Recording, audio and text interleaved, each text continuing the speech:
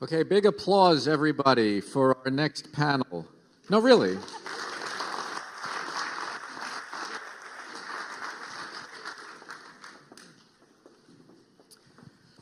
So I am Carl Safina, that's my name, and I'm an ecologist. I used to study seabirds, then I worked for a long time doing ocean fisheries policy reform, and then I've written a series of books about how we are changing the world and how the world is changing because of us. But today we're going to hear from these four illustrious luminaries. First is Dr. Neil DeCruz, the head of wildlife research and policy for World Animal Protection. And Neil's work involves mostly trying to reduce the suffering of wild animals and protecting wild populations. And he has worked on human-wildlife trade and human-wildlife conflict in about 40 countries. So, Neil? Do you have microphones? No microphones. Okay. Hi there. Good afternoon, everyone. It's a real pleasure to be here today and have the opportunity to speak.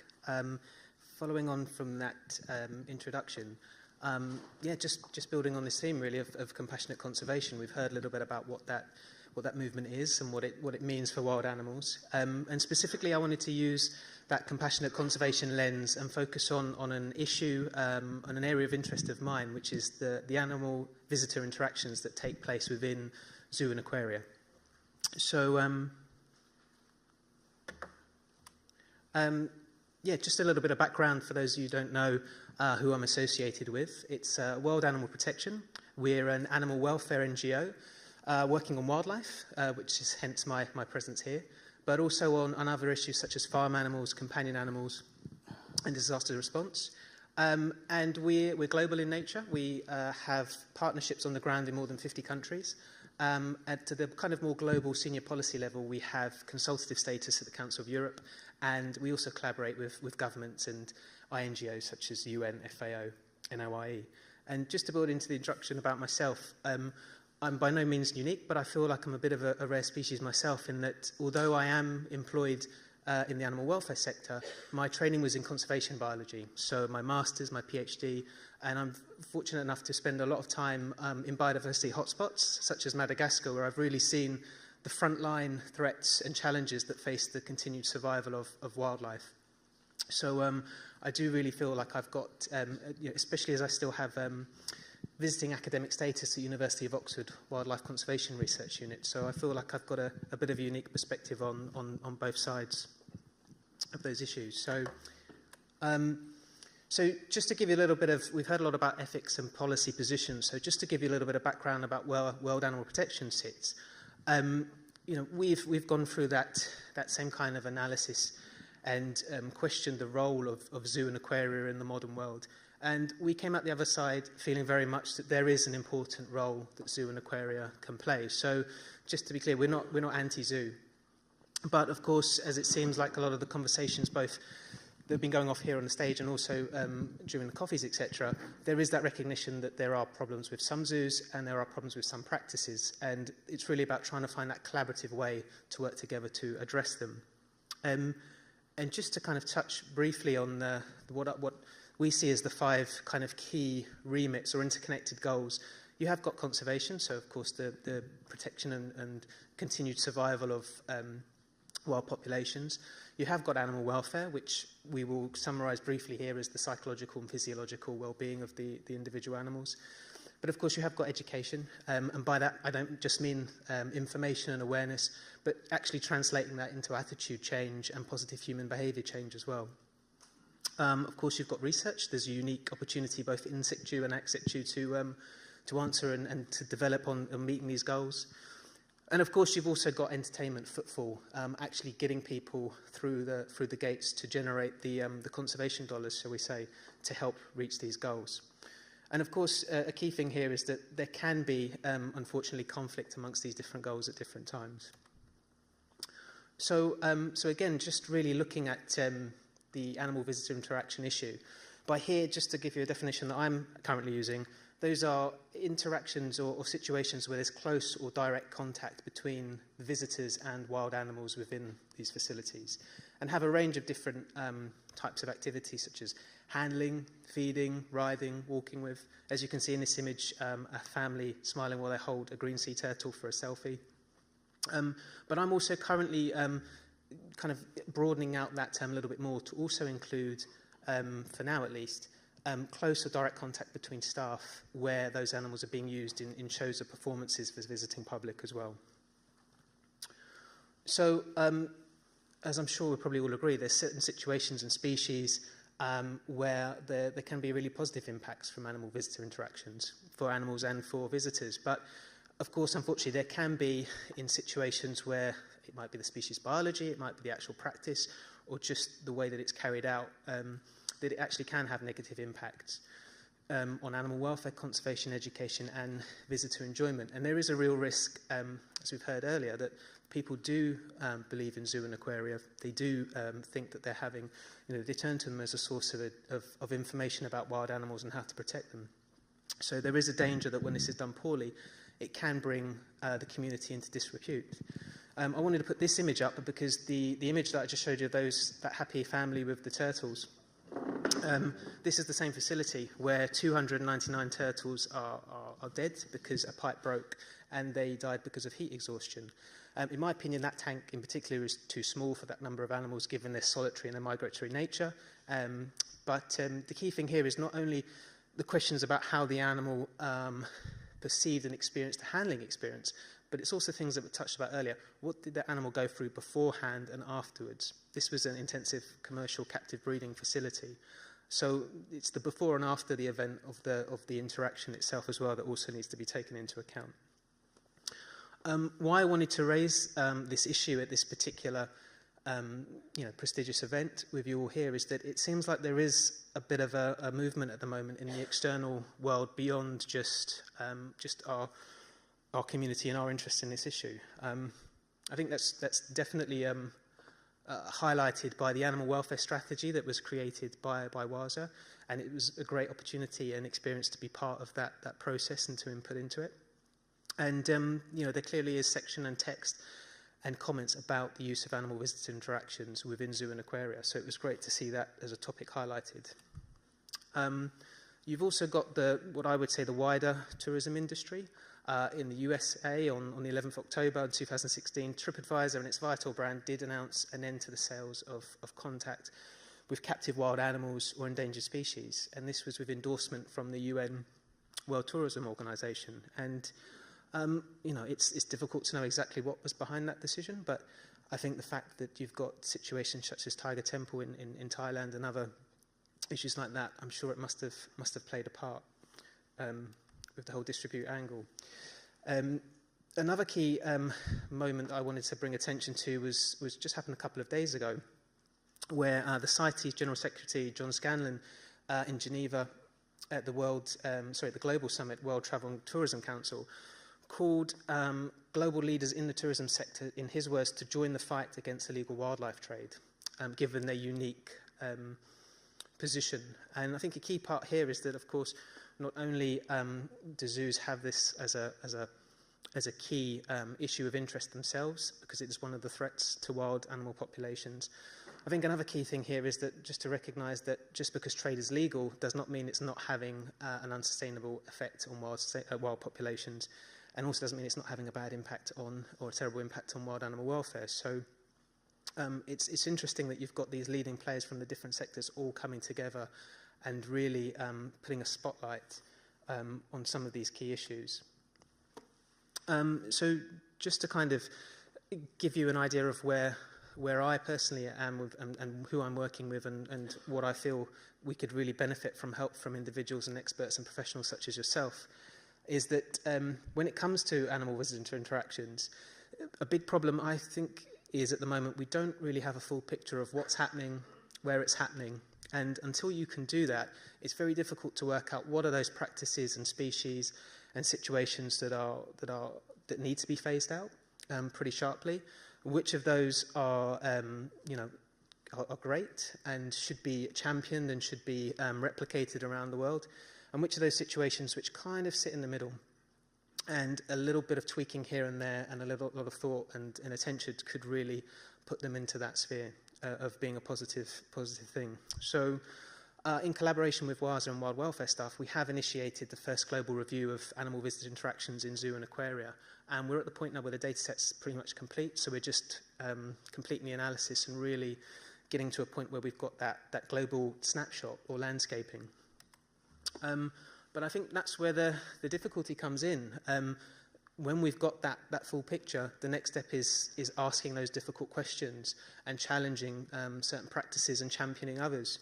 And one thing we do know from a study that we published recently on the University of Oxford Wild Cruise side is that looking at tourist perceptions of wildlife tourist attractions outside of zoo and aquaria, they're not very good determiners of what is good or bad for wild animals in terms of welfare, and they're even worse when it comes to conservation. They don't necessarily see animal suffering, and it becomes even more difficult when the subtle nuances of conservation impact, which aren't always kind of directly apparent, are in the mix. So that's where I think it falls on us, and I do use the word community because, again, despite all of our different stances and ethical positions, etc., we do all care about wild animals, and we do see the value in zoo and aquaria. So that's where I think it's going to be critical in the coming months, coming years, for us all to work out, once we've got that information and we know what's happening, how do we move forward? Who do we talk with? Where do we talk about it? And how do we move ahead? So yeah, please, in the next coming days, if this is of any interest to any of you, please do come up, say hello. It'd be great to talk about the thoughts and ideas that you have to take this all forward and to try and make a positive difference. So apologies, I think I'm a little bit ahead of time. But thank you all.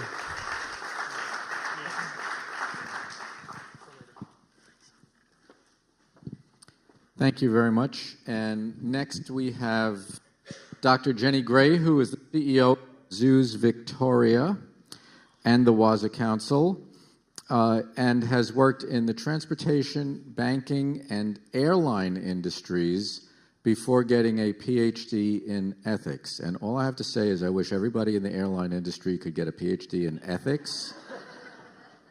And maybe you would do more for the welfare of the planet if you went back to the airline industry and brought some ethics there, and then came back to the animal sector. Okay, and and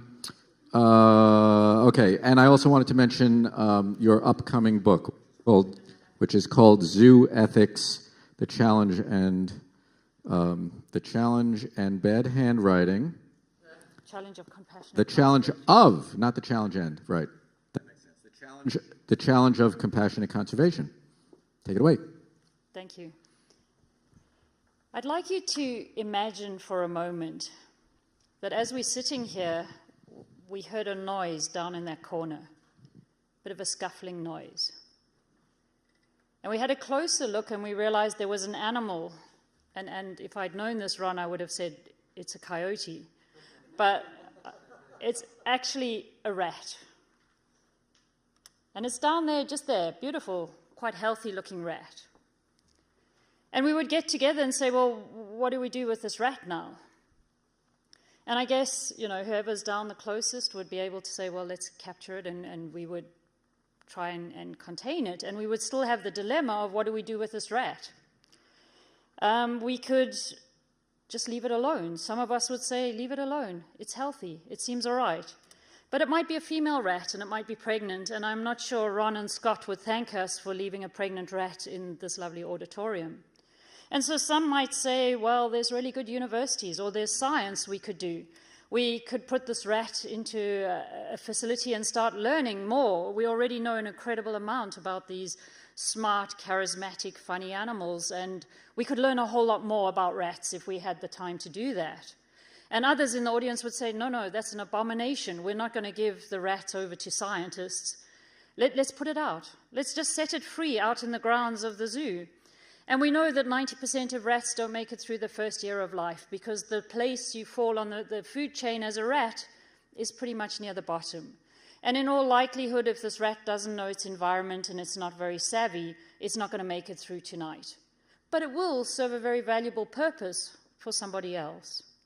Or we could say, hold on, we know Detroit Zoo's a great zoo. Let's give the rat to Ron. And Scott, you could build a beautiful enclosure.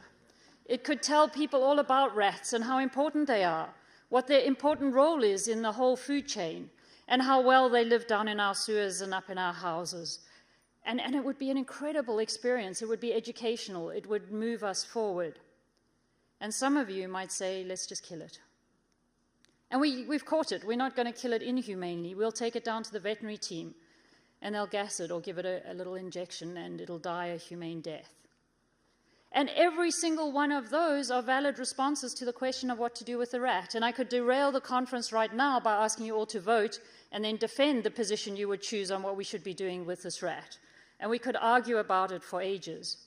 And once we've all decided on our positions and got really entrenched, I'd say, but what? Hold on a minute. What if it was a kitten? And those of you who are saying don't put it into a zoo would be quite happy to take it home and put it in your bedroom and look after it. And we would have a whole different range of responses to this different animal. And what if instead of a kitten, it was a critically endangered but very dangerous big cat? And we would have a whole lot of different responses. And it's in this background that we're trying to come together to talk about welfare and ethics. And if that already wasn't hard enough, we have to add in the problems that the planet's having, and overpopulation and poverty, and dealing with people who don't even believe that climate change is real. And so in this environment, Mark and his team have been very brave. They've come forward with a new option, a new philosophy to try and help guide us through what is absolutely a quagmire to make decisions on what's an ethical response to the challenges of the day. And I'm going to do two horrible things, Mark, and I apologize up front. I'm going to simplify what is really a much more complex argument than this. And so first of all, using one quote from Mark. And you said it when you were talking earlier, and I'm going to say it through this. I think that the key word in this whole thing is one word, which is together, the within. That it is about thinking about the humane treatment and welfare of an individual while still focusing on conservation outcomes. It's not to choose one over the other. It's to say both of these deserve to be discussed in this framework. And I think that's the biggest breakthrough, is when we stop looking for divisive, this is right, that's wrong, and say, how do we together look for both of these outcomes at the same time?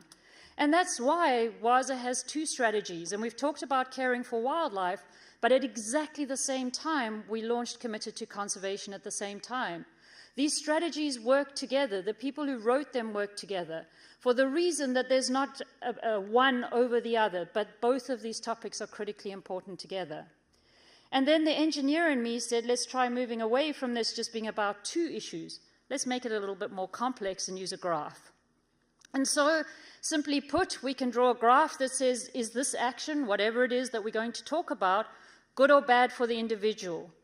And is it good or bad for the species or the ecosystem? And of course, there's a graduation, and it's so simplistic to talk good on one hand and bad on the other. But you'll all agree at a conceptual level that if we can say it's good for the individual and it's good for the species, thumbs up. That's what we should be doing. I'm worried. Nobody's nodding. And in fact, David Field said earlier to me in the week, that's just good conservation when we think about both at the same time. Now, if it was easy to get you all to agree that good and good is good, I'm now going to throw a few examples where you may not agree with me that these are great examples of good and good, but I think they are. Examples where we've had to act because a species is in trouble. And if we accept, as Mary Midgley would say, that extinction is the greatest evil, if we think that it's something that we should really be avoiding wherever we can, then sometimes we make these trade-offs. But good and good, Kahansi's spray toad, the work of WCS, when the species was getting to critically low numbers as their habitat was disappearing, they brought them into captive care. They looked after them in tanks that were big enough for these frogs to go through their natural life cycles. And they were able then, when the environment had been looked after, to put some back. And they carry on managing this population between the wild and captivity. More controversially, pandas last year, the threats were downgraded to pandas. And that's a combination of a lot of actions, including breeding in captive care. and work that zoos have done, like the San Diego Zoo, to work with the experts in China to increase the numbers to a point that we were able to reduce their threatened status. Or one that's closer to home in Victoria, the raising and releasing of the threatened helmeted honeyeater. We've been working with the species for 25 years, and we got numbers at about stable at about 50, until we did some more work on the release and preparing birds for release and realized that 45% of birds made it through the first year. And so we changed our program and introduced predator awareness training. It gets the birds that are ready for release used to the alarm calls and used to the birds that threaten them. And we've moved the success rate from 45% to over 90%. And numbers have tripled in 3 years. Or one that's not even about an endangered species, but a really important piece of work that zoos do is rescuing animals that get into trouble because of human impact. And every summer, our Marine Response Unit responds to numerous calls. And these are publicized on TV, talking about how seals, when they interact with humans, often come off second best. And we are the only facility that has the facilities and the staff that's able to react and save seals and keep them back in the wild.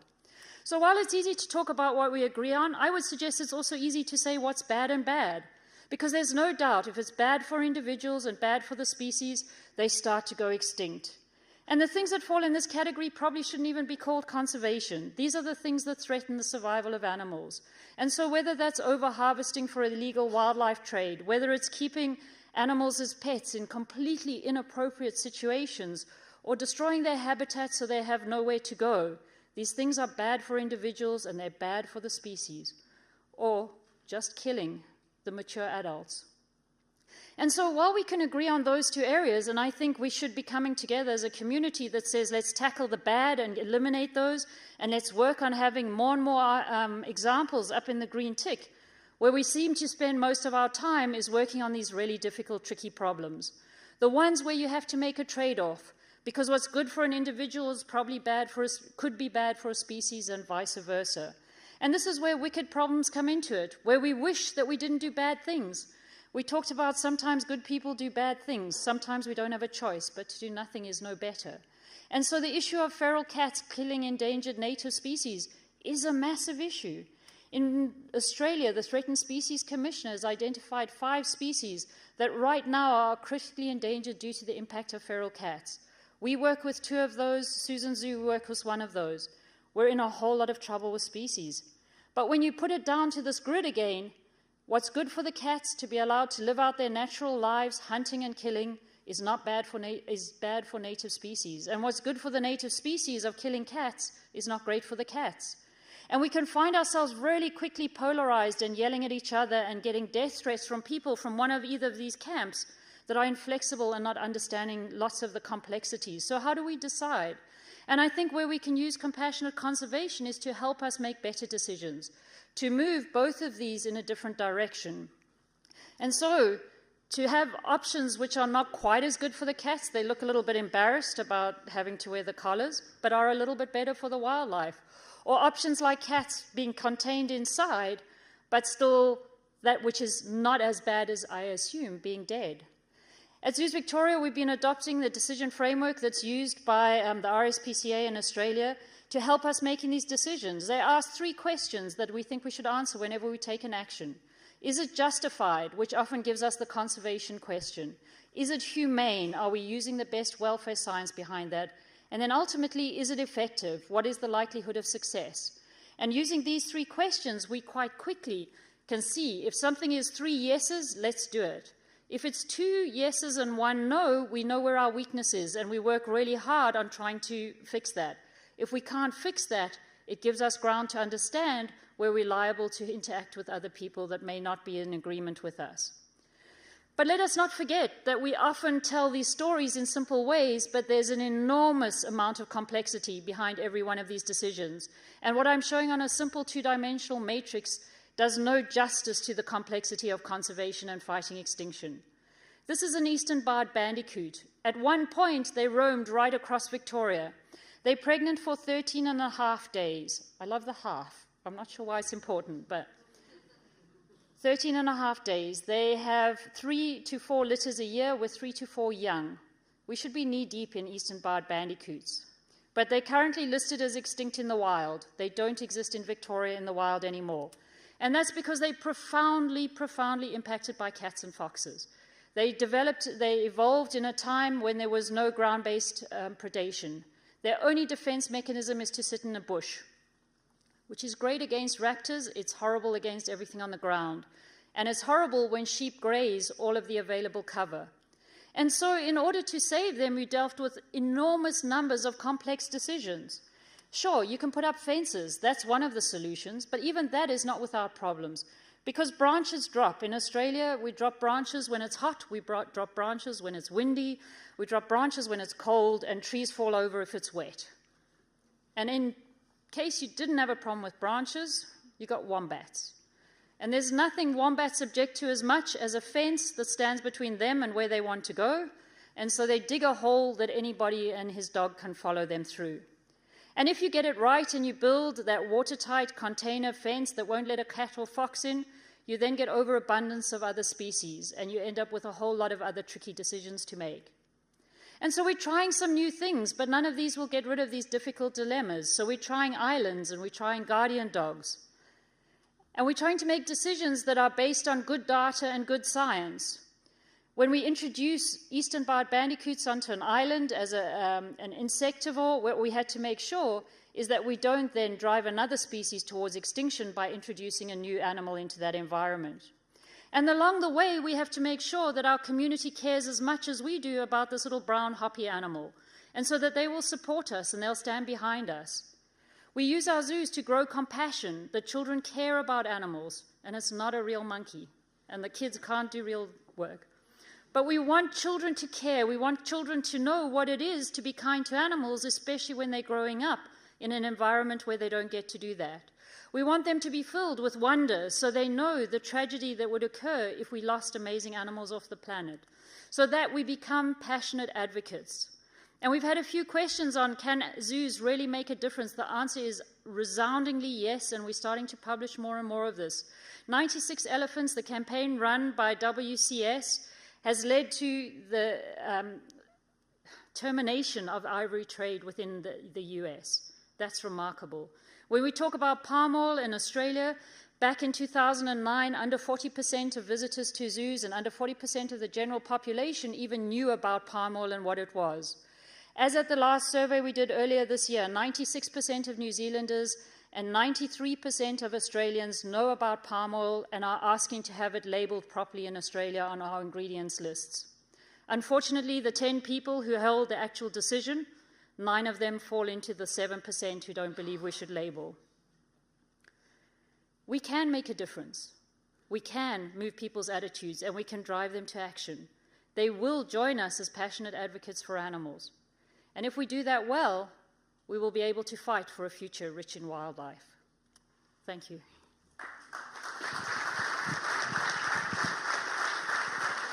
Thank you, Jenny. That was really, really superb. I wish you would work back for the airlines for just a little while.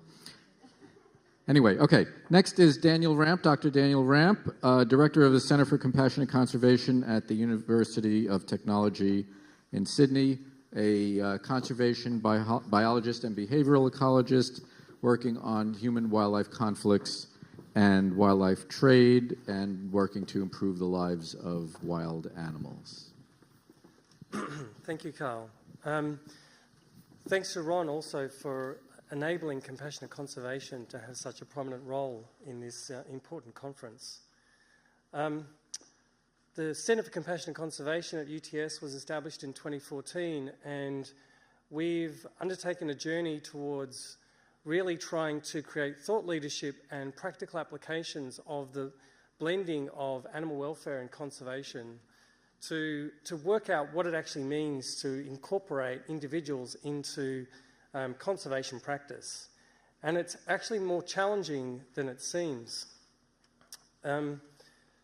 We do a whole range of work. We have, our centre is transdisciplinary, and we have environmental humanities and the sciences and law and business and social policy and so forth. So we try to bring a lot of people to the table, and we partner with NGOs and a range of different governments, and we work in a range of different countries. And we're expanding. what I'd like to do, Ron did one thing. He took you on an evolution of zoos, in particular Detroit Zoo. But what I'd like to do is to show you a sort of a parallel evolution of the way conservation has evolved. And the timing for this particular evolution of conservation is really, really important. And I show this movie about the state of the planet in that things have changed rapidly. In the last 10 years, the space available where humans are not being occupying landmass is rapidly diminishing. We've got an increasing rise in a whole range of energy transfer and movement across the globe, and issues with water and so forth. And so these all have really important ramifications for wild animals and wildlife as they live out on the planet with us. And so the important thing here is that the world is more globalized. We're more globalized, we're everywhere, we're migrating to all sorts of different places. And other animals and plants and viruses and bacteria are also doing that. And so the idea of conservation is evolving with that particular process. So we know that the impacts of the changes are quite, the way in which it manifests are really, really stark. And for wildlife, as they interact with people in these particular landscapes, whether or not they're a problem for agriculture or their lives are being impacted upon us, whether it's via roads or whatever, then these kinds of instances of the interactions between wildlife and people is becoming much more frequent and fraught. And Jenny talked about some of the issues that then sort of accrue as a part of that. We have introduced species, human-assisted introductions around the world. We've got species that are in decline. We've got new interactions and new ecologies that are evolving. And really what's being created here are these novel ecosystems. We no longer can say that habitat is this kind of fixed entity. Nature is evolving constantly. And so if we then think about the way in which conservation has contextualised all that change over time, we can, this is taken from a paper by Georgina Mace, who wrote about whose conservation is it. And back in the 60s, we really had this idea that conservation was nature for itself.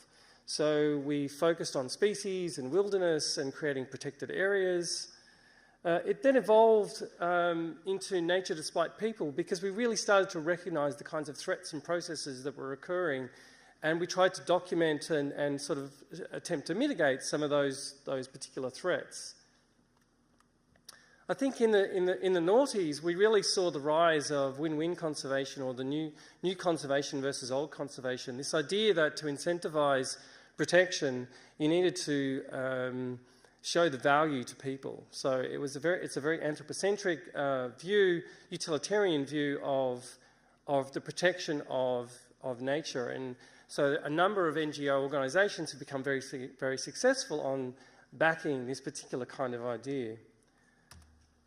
But really, really importantly, and this is where compassionate conservation falls in as well, is this idea that really it's people and nature. And actually, I don't like to think of it as people and nature, really, because we are part of nature. We are not removed. We're still part of evolutionary processes. The interactions that we have in the wild or anywhere shape the adaptive processes of other species and ecosystems.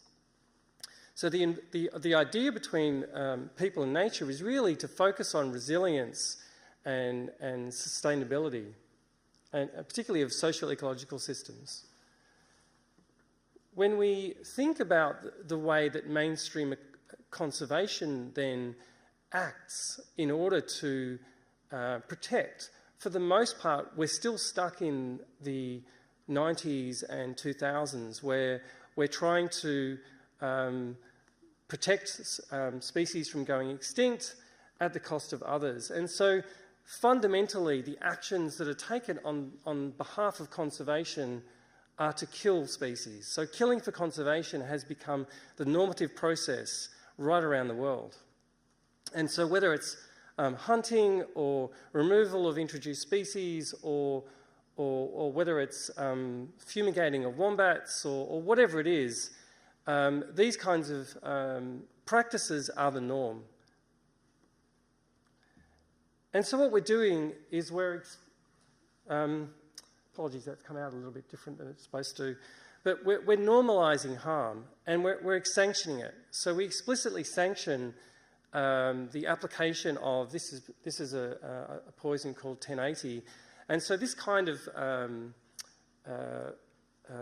poison is used to kill a wide range of species, and if you marry that up with the application of herbicides and pesticides in the agricultural industry, then you realise that the level of harm that occurs around the globe is actually massive. The problem, that's a massive problem. But another problem is that, apologies for the way that's come out, that actually implicitly sanctions harm. That should say implicitly. Let me see, no. I'm not sure why they're overlapping each other, but anyway, it sanctions harm that then becomes implicit. So what happens is you have a lot of harm that occurs that is illegal, but still occurs on a very regular basis. So it may be pig dogging, it may be hunting of protected species, it might be roadkill, it might be leaving up infrastructure such as the wedge-tailed eagle that's been caught in this fence, infrastructure that isn't necessary but really is designed to kill animals. I might just, is it possible if I just close it and open it again at that? Because for some reason they're overlapping.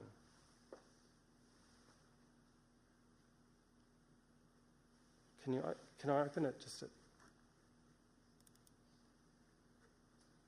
bear with me.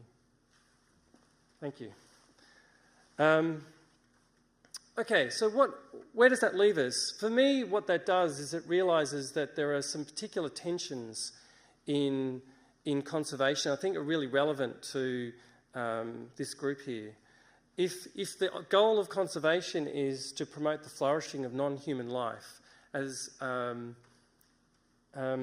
then, as we've heard a lot of today, fundamentally the values and ethical positions that you have when you are engaging with those particular tensions can create differences. So whether or not you're using a utilitarian approach or a virtue approach, or you're concerned about the duty you have to address a particular concern, these can cause tension and conflict. Secondly, it's the units of concern that you're interested in. If we take, for example, the individual versus a population of individuals versus an ecosystem, then traditionally the collectivity of the ecosystem and the populations of species are really what's driving our fundamental idea of what conservation and protectionism actually should be.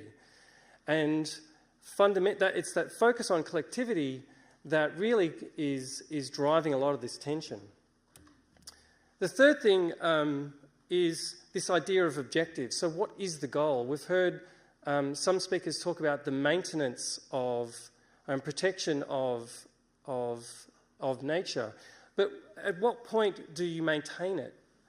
Often in Australia, people talk about returning things to pre-European or pre-colonisation habitats. But habitats always change, and change is actually okay. This is some work that we've been doing focused on megafauna and changes through time. So on the x-axis, you have different epochs for different continents, and on the y-axis, you have the number of large megafauna in those particular categories. And I'll just, the blue means that moving between epochs that species survived. The red means that they went extinct. Green means that there were introductions. I'll focus you on, you're probably more interested in North America, but I'm going to focus you to the Australian side, you'll see that in the Pleistocene, Australia had about 16, 17 megafauna, species above mean mass above 100 kilos. They were all extinct in the Holocene. Today, we have 7, 8, 9 megafauna. Okay, we have camels, horses, banteng, buffalo, deer, goats, pigs. Okay? So the argument that those introduced species, these are species we all shoot because they're introduced. So we shoot camels from helicopters and horses and so forth because we feel that they don't have a place. But that continent has always had megafauna and they went extinct in the Holocene, probably because of us. So the guiding principles of compassionate conservation, I won't go too much through, but this is some work that Mark and myself and others, and Liv Baker, who's in the audience, worked on to establish some principles, and we wrote about this stuff and published on this stuff to kind of provide a sort of a guiding practice. But it's really, really important to understand how individuals can be used. But it's that idea of promoting equity as well. So we can't just focus on the species that we choose to focus on because they're charismatic or they're going extinct. There is as much utility in a red fox in Australia or a European rabbit in Australia as there is a threatened species. And if you want to really understand the difference that compassionate conservation can kind of bring here is in this particular schematic where we're suggesting that the red is the anthropogenic approach, the yellow arrow is probably what conservation does at the moment. The compassionate conservation pretty much covers all of those ranges. And so you're able to make transparent trade-offs in decisions across all those different systems, and that's the benefit of compassionate conservation. So here are some of the impediments, just very quickly. We're working on how on earth do you measure and quantify wild animal welfare.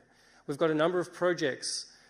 So we don't get to see our animals all the time. This was a photo that I took with a long-range camera at some hundreds of metres away from me. And in that snapshot, I have to get a sense of how those animals are doing in that particular situation. How are they responding? And if we decide to look at the welfare inputs that's going on in that situation, the management environment, the animal, their outputs, their behaviour, their health, their physiology, and then we need to put that into some kind of model, whether it's the 5 domains model or some other kind of model. We just don't have that down pat yet, and that's some of the good work that we need to do. Critical thinking and logic is also another really important thing. We often end up with conservation decisions that are really extreme. So this was a case in Pelorus Island where, because there were goats on this island that had been there for 200 years, they decided to capture dingoes on the mainland, put a timed bomb 1080 GPS collar on their neck, release them onto the island so that the dingoes would go and kill the goats, and then the device would explode and the dingoes would die.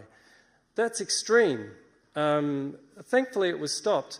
But what's the logic? There's a lack of reasoning that goes on when these kinds of things are made. There's a complete disregard for the welfare of anything that's going on in that situation. And look at the island. Does it look like it needs attention? I don't think so. So as a final statement then, how do I think that this then applies to zoos and aquariums? I think what you could do is promote equity. You could remove that bias that we have around native, non-native species. We really need to start removing that from our framework. Globalisation means that we're everywhere. We need to remove the dialogue around ferals. We need to focus on the well-being of animals. And zoos really need to have a role in promoting togetherness. So when you go to a zoo, if people are removed from the animal, they think that those animals are in the wild. And when I ask my students when I'm teaching, I ask them, where do you go to see a wild animal? They'll say a bush or the zoo. And I'll say, well, you could see one in your home. You might have a cockroach or an ant. That's still a wild animal. So they feel like they're externalised from that, and that's something that zoos could perhaps contribute to. And just as a final plug, we're running a conference in November. If you want to come, please submit an abstract. Thank you. Thank you very much. Very interesting. Dr. Jill Robinson is the founder and CEO of Animals Asia Foundation. She works a lot on the almost unthinkable practice of keeping captive bears so you can drain their bile, and doing bear rescues, as well as working on companion animal welfare. Thank you. Thank you, Carl. Great to be here, and thank you very much, Ron, and your team for the invitation. And a big thanks to James out the back for the technical backup too. Without him, I think we'd be a little bit more challenged than we are. So obviously the title of this panel is The Underlying Challenges to Animal Welfare and Conservation, and this is just to reflect a little bit on the challenges that we face in the sanctuary world. And wild welfare, interestingly, Georgina is here, she'll be doing a panel later, but she speaks of worldwide the fact that 80% of captive facilities are very poor, apparently. 15% are average, and 5% of captive facilities for animals are good. And I find that a rather astonishing, but perhaps not surprising statement. And I just think the onus on all of us is to reflect a little bit on how we do and what we do in the rescue community, or the animal community, if you like, and not be complacent, and always sort of remember that we can always improve, no matter how good we think we are in the animal welfare community. So I'm Jill. I represent Animals Asia, where we rescued nearly 600 bears from the vile bile farming trade in China and in Vietnam. And I'm just hoping that some of the challenges that we face can perhaps help people in the sanctuary and the zoo community as well. So a quick snapshot: there are 10,000 bears incarcerated in tiny wire cages like this one that holds, or did hold, Willow when we rescued her, in an industry that is perfectly legal in China. And there's about 1,000 plus or minus bears in cages in Vietnam, where the industry now, thankfully, is illegal. Bile has been used for millennia in traditional medicine. It's a cold medicine to treat heat-related illnesses like high fevers and high temperatures, etc., etc. It was invented in North Korea in the early 80s by some wag who thought that it would be responsible to try to save the wild populations from being killed for their whole gallbladders and used in traditional medicine by keeping these bears alive for their entire life in a tiny wire cage and surgically mutilating their bodies. Obviously, it was a well-intentioned but very misinformed initiative that now sees bears being taken from the wild to supplement the trade on the farms. I should say that bear bile works. We know from even working with Minnesota University that it contains a valuable bile acid, ursodeoxycholic acid, or UDCA. But it can easily and cheaply be replaced by herbs, of which there are 54 in China, 32 in Vietnam, and a myriad of synthetic replacements as well. Not surprisingly, the bears arrive with us horribly emaciated and malnourished. On these farms, particularly in China, it's believed that, of course, keeping a bear hungry is better for the industry, because bears like us, when they're hungry, their gallbladders are full, and so therefore they can more easily be milked of more bile for the industry. Bear farmers also routinely do not give their bears free access to water. They genuinely believe the bears don't need water on these farms.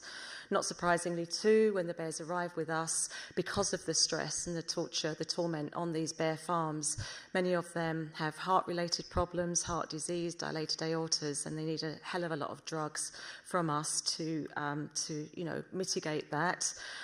They also need drugs for mobility problems like spondylosis, arthritis, degenerative joint diseases that you can see there in those x-rays. And of course, least surprisingly of all, many of them have got gross psychological problems as well, as Quantock here exhibited when we first rescued him, from repetitive stereotypic behaviour, rubbing his head against the bars of the cage, losing not just the fur, not just the skin, but the end of his nose cartilage as well. Astonishingly, many of these animals, of course, do survive, and they just carry on into their lives with us after they've been repaired. We call them our broken bears, just bearing the physical scars from the bear farming industry. least surprising of all, I guess, is, the reason that they come into us so badly stressed is the horrible mutilation, as I said before, of their bodies from bile extraction. So it ranges from anything from latex or steel catheters inserted into their abdomens and into their gallbladders that draws the bile out, or the new method of bile extraction up in the top left-hand corner, which is called the free drip method, which takes the gallbladder from its nice comfortable position where ours is situated, just by the liver, pulls it unnaturally to the abdominal wall, adheses it there, creates a fistula or a hole into both the abdomen and gallbladder so that bile freely drips out. And this is obviously a snapshot, close-up picture of the consequences of the free drip method on bear bile farms in China. And of course, again, it's no revelation that these are the issues that our amazing vet team sees and has to deal with, once these bears come in, and subsequently obviously can't do, something about in every case, especially when we've got major tumours, cancers that we find in about 30% of the bears. Obviously, where the organs are so horribly adhesed to each other, so we often get the gallbladder and the liver stuck together, and other organs adhesed as well. So that's a big job for an incredible vet team that we have as well. As I said before, miraculously, many of these bears do pull through, even those that are caught in the wild, as well as all those other injuries, like Kevin, who's missing his front left paw there, that we call Smiling Kevin. Anthropomorphic, calling Kevin smiling.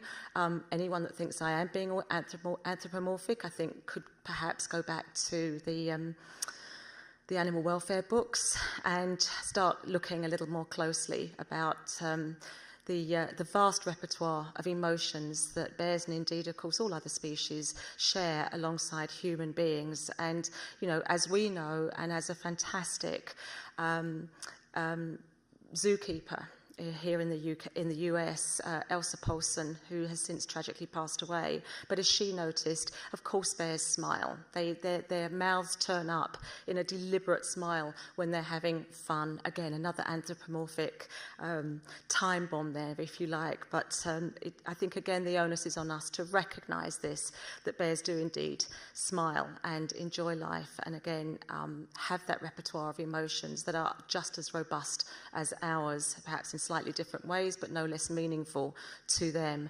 As Elsa also noted, and I'm going to read from this, excuse me, the writing's too small here, but as Elsa says, all bears have an arsenal of abilities, allowing them to thrive in challenging, complex environments with many and varied cues to be sensed, understood and negotiated minute to minute. Looking at pictures of the white spirit bear fishing in the Great Bear Rainforest in British Columbia, Canada, the skills that come to mind are sight, sound, taste, touch, smell, thought, focus, balance, emotion, hunger, movement, success, and problem solving. She goes on, captive bears are genetically endowed with the same considerable capabilities to perceive, reason, and respond. Captive bears, this is. And at our sanctuaries in China and Vietnam, we take Elsa's words and our duty of care very, very seriously indeed, because after all, hearing and sound for these bears in our sanctuaries, in a captive environment, is extremely important, especially when you're like Wilfred, or as he used to be called, Watermelon, his nickname, especially when bears like him are blind, completely blind. So how did Wilfred become blind? Well, again, of course, as an obvious consequence of the bear farming industry, where they either bang their heads against the bars of these cages and damage their eyes in that way, or they are fed a poor nutritional diet, which involves a lack of vitamin E, affecting their sight, and of course where they're so badly diseased, infection is travelling around their bodies and ultimately going into their eyes and blinding them. So for bears like Wilfred, who are blind, their sense of hearing and sound, and their sense of smell even, is extremely important for them. But again, we find it astonishing that they can climb over log piles, they can climb up platforms, go up trees. They can even sense when they're close to the electric fencing as well. We think that their sharp sounds, can actually monitor the pulsing of the fences. And bears like Wilfred even manage to navigate their way to their female friends, especially during the spring, who are equally blind as well. The sense of taste, of course, in our bears, we cater to that. We pander to that as much as we can. And I heard presentations earlier about the sense of achievement, if you like, that bears and other animals have when they're made to sort of forage naturally for their food rather than finding it in big lumps or piles in the enclosure. And we find that's exactly the same with our bears. And we have to pander to that sense of taste, especially as well when there are challenges with bears, unlike Sunshine here, who's got a lovely set of teeth, when many of our bears don't have a nice set of teeth or indeed any teeth at all. Again, the bear farming industry is responsible for that. So on the left of the screen, you've got a normal healthy bear with nice proper teeth with the flat molars at the back for chewing that vegetation. You've got the long canines there for that opportunist behaviour in the wild, and you've got the incisors for chewing down on nuts and all the other seasonal tasty food out there as well. But of course in the middle, this is where bear farming kicks in, where the bears are often deliberately detoothed. The teeth are cut back to gum level to take away their defences and make them less dangerous to milk. Or on the right of the picture, you've got a bear that has smashed his own teeth by bar biting in the same way that Quantock wore the fur away from his face. Again, an extraordinary number of our bears, they just get through this, and the majority get through the teeth problems with no issues at all, including Prince on the left-hand side there, who I think has got about 3 teeth in his head now. Our original gummy bear, excuse the pun, being given a cheeky kiss there by Freedom, who obviously loves Prince, and his toothy smile. The sense of touch as well. Once again, very important. Bears will often toe touch like this when they are extremely laid back and comfortable in the enclosure. And of course, that's not counting all the different substrates that we put out there in the enclosures as well to give that sense of touch its meaning in the enclosures. Their sense of touch must be horribly, horribly compromised on these bear farms, where the ends of their paw tips, the third phalanx, is cut back to take away those claws, to stop them ever growing again to take away their defences, and where their claws grow over and puncture through the paw pads as well. How painful must that be to their sense of touch? And even more, painful perhaps is when they've had their limbs removed by leg hold traps or snares when they've been taken from the wild to supplement these bear farms. So we've got Vandrew on the left there from Vietnam, missing his whole right front forelimb there, and we've got Freedom in Chengdu missing both of her paws from being caught in a leg hold trap. And I think as well, what is important to emphasise is that I hear around the traps when you do presentations at some zoos will come and say that they sort of want perfect exhibits, and I heard Ron talking about rescue animals as well, and I don't know if Ron has had the same experience, or indeed any of you that rescue animals in the zoo community, but my goodness, the public love a good story. They love to see a victim of a trade or an industry that they can be responsible for, obviously giving their ticket money that helps this as well. So any zoo that wants a perfect perfect exhibit of an animal, I think should hang their heads in shame, because there is so much there's so much we can do to be a sanctuary in every sense of the word for animals that have been confiscated in trade, that may not be perfect, may have eyes missing, teeth missing, limbs missing, whatever missing, it doesn't matter. The public certainly don't mind that, and I think certainly relish that as well, of joining that sort of international initiative to help animals that are depleted or disabled. And the sense of smell as well, Taurus there, we can laugh, but Taurus is, to me, and I think to anyone that looks at this picture, very deliberately smelling this rose. His nose is wrinkling up. He's having a good old taking in the smell of this rose. I'm not saying that he's not going to eat it within about 2 seconds, but at least that's pandering to his sense of smell and ultimately his sense of taste. And again, we have to wonder, how on earth is it for these bears on these bear farms where they themselves are suffering and dying in these cages, and they're surrounded by other bears that are suffering and dying in these cages, and the smell of that disease and death must be horrible for these animals, for years, if not decades, during their times on these farms. So again, as I said, we take our duty of care very seriously. The animals and their welfare is our top priority at our sanctuaries in both China and Vietnam. We have health checks every 2 years, particularly in China. And again, I think that's really important for zoos to encourage more and more. It's no good saying, oh, your bears or your other animals have stopped eating.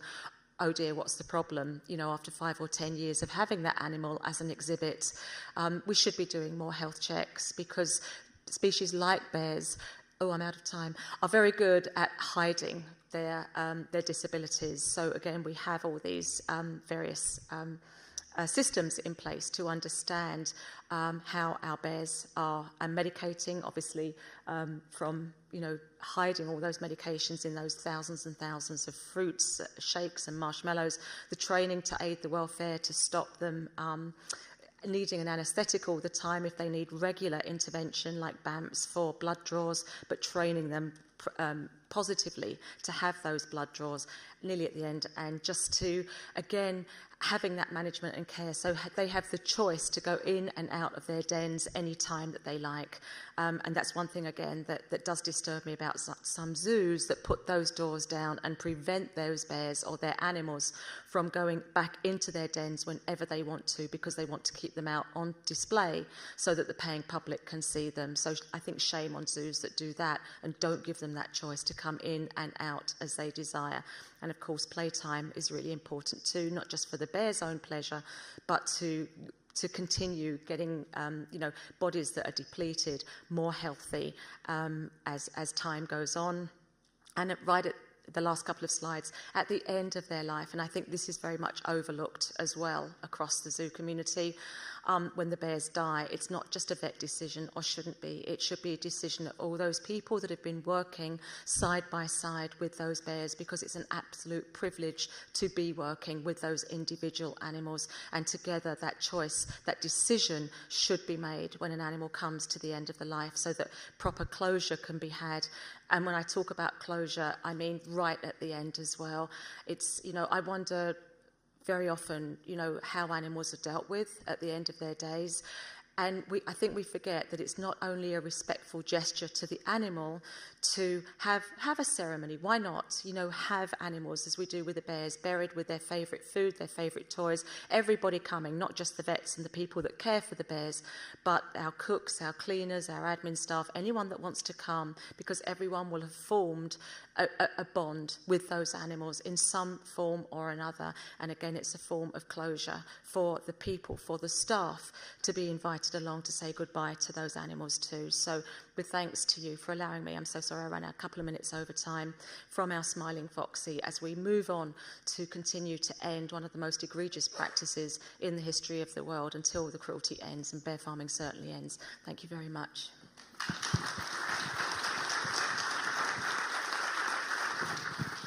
Thank you. That was just incredible. Thank you very much.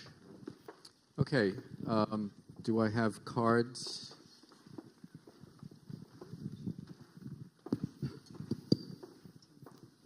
Okay. Okay.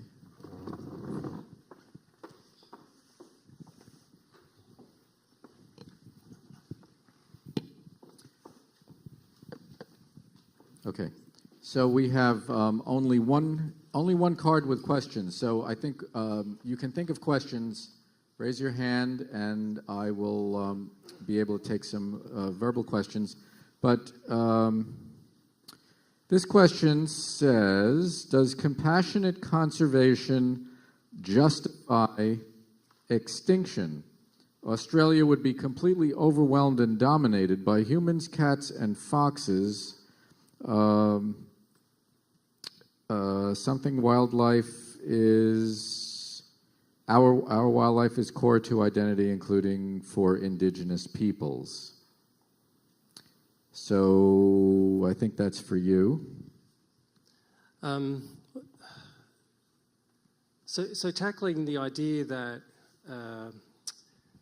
introduced species would overrun the continent, really that hasn't happened, in the sense that if you let's take a step back. Humans have modified most of Australia and most of the globe. Pretty much the fundamental reason for extinctions is down to people. The attribution of those extinctions to cats and foxes is mostly misplaced from that's the scientific perspective. They can be contributing factors. And in fact, when we look at the number of cats and foxes that are actually out there, we realise that there's fewer than we actually think. And fundamentally, the fundamental reason that there are allowed to be those many cats and foxes is because we poison bait dingoes. So there is nowhere in Australia where dingoes are free from persecution. And as an apex predator, and in North America you'd understand the important role that apex predators like wolves and bears play in creating the structure to trophic cascades or in ecosystems. The other factor that I just mentioned is that we really now strongly realise that the foundations of invasion biology are being hotly debated, and most of the invasion biologists are now retracting their grandiose statements of decline attributed to invasive species. Likewise, where there is a rapidly emerging discipline of novel ecosystems, understanding the way in which evolution of species is rapidly evolving to proliferate under human pressure. And it's kind of a mistake to think that human pressure is just a sickness, that we are a sickness on the planet that just causes evil everywhere. That some of the changes, so if I go outside my house and look around, I can see a number of introduced species that are flourishing in the urban environment. For some people, they see those species as wrong because they didn't co-evolve in that particular location, but that's a viewpoint. And what compassionate conservation is trying to do is to try and change that viewpoint, to ask, what does protectionism actually mean if we remove those implicit biases towards feral species and introduced species? Okay, well, that's certainly a topic people can argue back and forth over, to say the least. Did you want to say something about it? Yeah, I don't want to argue it back and forth, but I think we can go simplistically either way, that if we do no predator control, that everything will be fine, and unfortunately predators like humans are not evenly spread across a landscape, and so while there may be areas that are very lightly impacted by introduced predators, there's other places where it's quite devastating for species. And so I don't think there is anywhere a one-size-fits-all answer, and that my understanding of compassionate conservation is that we look for where it's going to be most effective and make those trade-offs. And so either way, I don't think there's a winner when we say just leave the invasive species, but there's equally no winners when we say kill them all. And so somewhere in between, we're going to end up with compromises. Okay, the next question is about palm oil. I don't actually understand this question, which is why I keep staring at the card.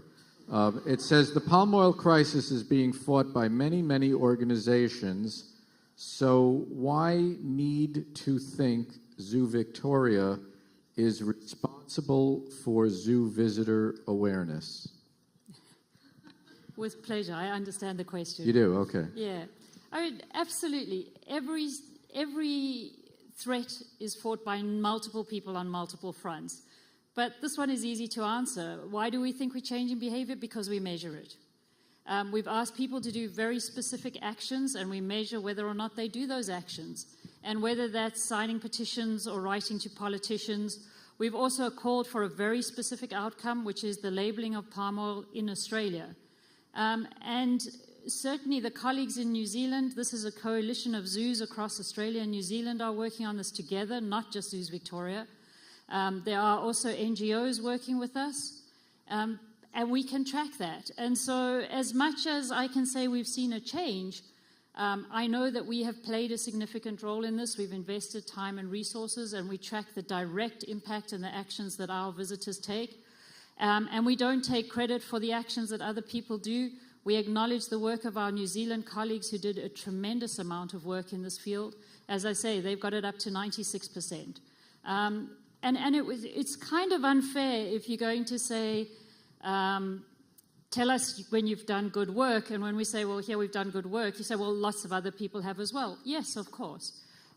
This is a big game that we all have to take part in. And increasingly, zoos around the world are measuring the impact. Again, the ivory trade, WCS did an incredible piece of advocacy and lobbying. They didn't do it alone. They did it with a whole lot of other zoos in America. And of course, there's organizations right across the globe trying to fight the ivory trade. But when we do step in and we do help nudge one of the levers forward, it's nice to see that acknowledged, but we are really clear that with every single one of our campaigns that we have direct actions that can be measured, and we're measuring them, and we're starting to publish those results. Okay, great. Who was it that showed Georgina's... So I have a question about that. Well, it's for everybody, really. Do you think that that progression from the 1960s to now feels like positive progress, or is it just a change? I'd like to think that the view that we should share, and I've noticed that a number of the zoos have sharing between wildlife and people as part of their mantra, and that's really exciting to see. And I'd like to think that striving for coexistence really is a fundamental change to how we engage with wildlife conservation, because we know that fortress conservation, the idea that land sparing, we set aside areas for wildlife to be and we can use everything else, we know that that doesn't work. We know that pretty much most of the harm caused by people on wild animals is in the agricultural areas, not just of the factory farmed animals, but of the wildlife that exists in those areas, the insane amounts of pesticides that we put out, the insane amounts of poisoning, targeting all sorts of mammals and raptors and all this kind of thing in lots of places around the world. These are really considerable levels of harm that are going on. And so that framework of promoting coexistence that we need to be able to work out how to share, borrowing from your example of the rat, my mother called me and said she's got a rat in her roof. And I said, well, that's nice, give it a name. My daughter found a rat in our backyard. She went and made a little house for it. Okay, now there is some level of concern over the transmission of zoonotics or some disease transfer, but still it's creating empathy and sharing of space that really is, I think, captured in that article by Georgina.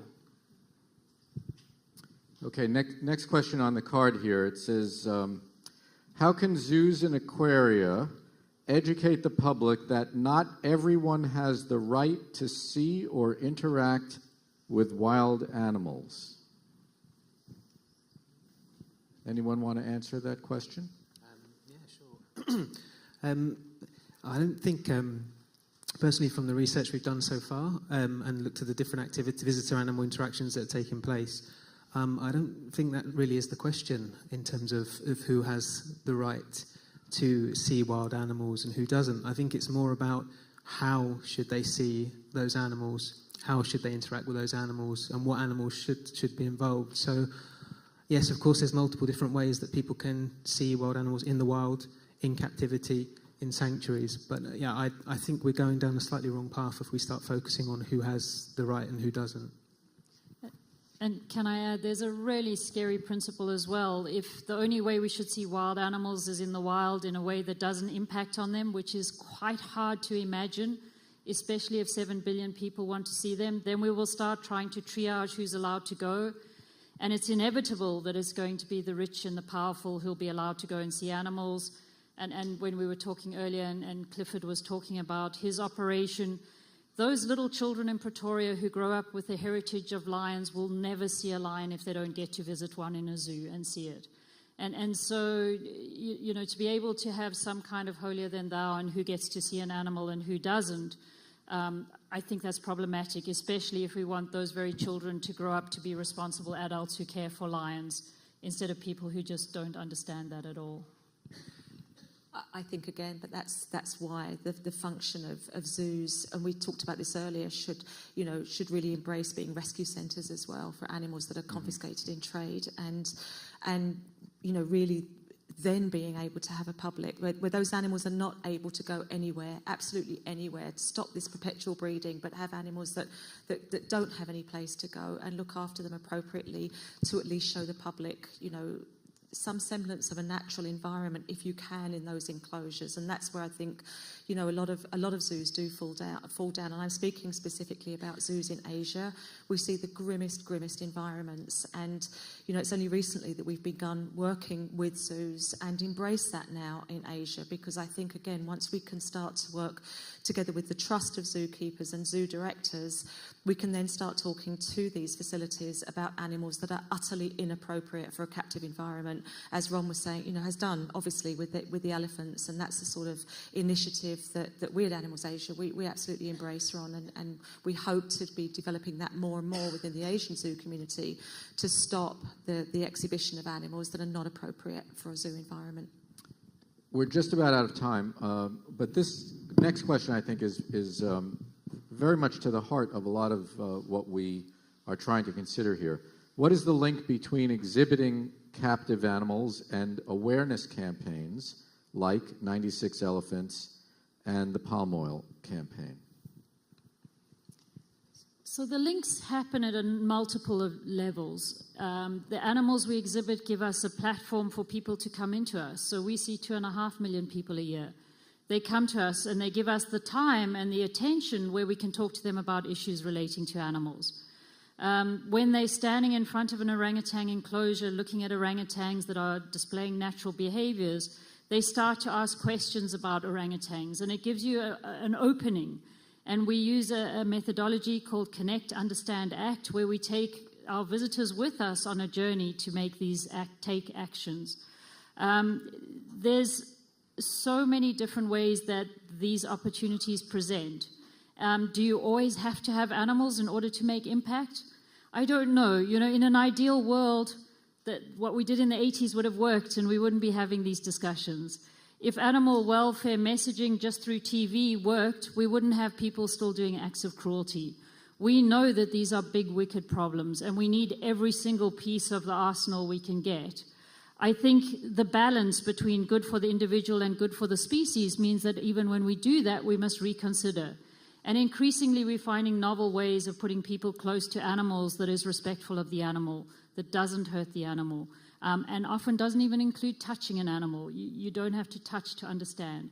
But we find also, if you keep animals out of the frame, if people never see an animal, they don't know what it is, they simply don't care about them.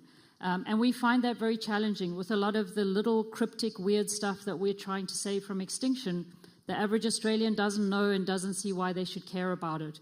That will never help us get those messages across and allow us to run the kind of advocacy campaigns.